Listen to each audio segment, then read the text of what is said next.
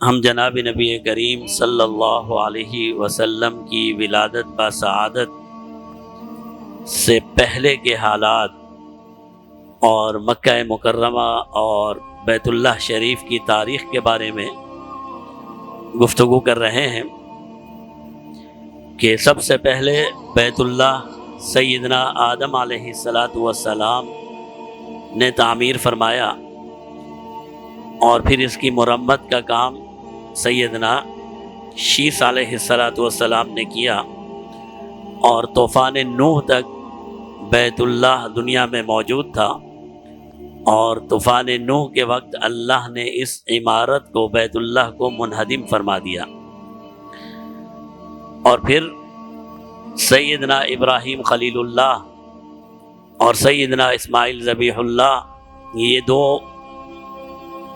عظیم الشان انبیاء اور پیغمبر ہیں جنہیں اللہ نے یہ مرتبہ عطا فرمایا کہ انہیں حکم ارشاد فرمایا کہ تم بیت اللہ کی تعمیر کرو، اور ایک وقت آیا کہ انہوں نے بیت اللہ کی تعمیر مکمل کر لی۔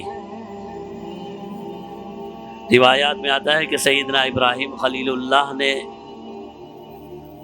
اس حکم پر کہ بیت اللہ کی تعمیر کرو عرض کی کہ اللہ مجھے تو معلوم ہی نہیں کہ بھئی اس کے حدود اربع، اس کا مقام میں کس طرح تعمیر کر سکتا ہوں۔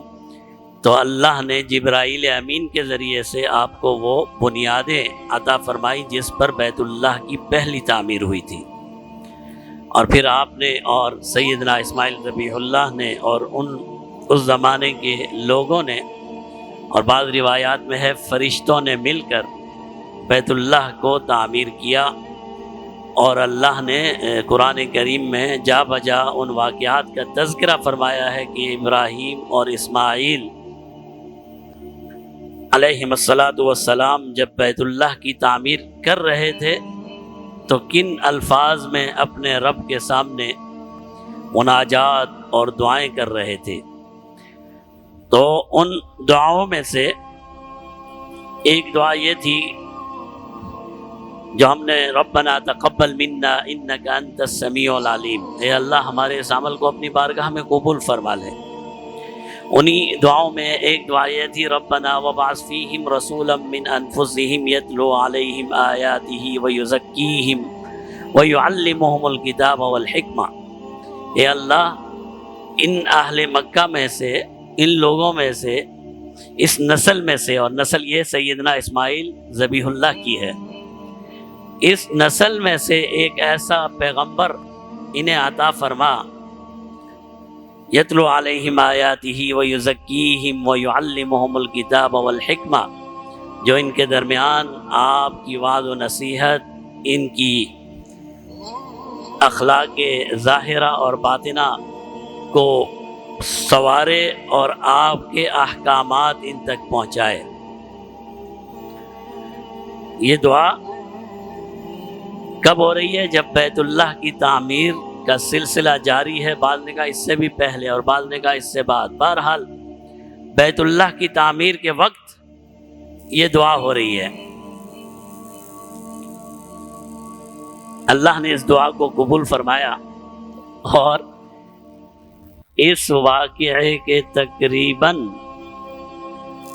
اب اللہ ہی بہتر جانتا ہے، لیکن ایک اندازہ یہ ہے کہ اس دعا کے تقریباً 3000 سال بعد، کتنے؟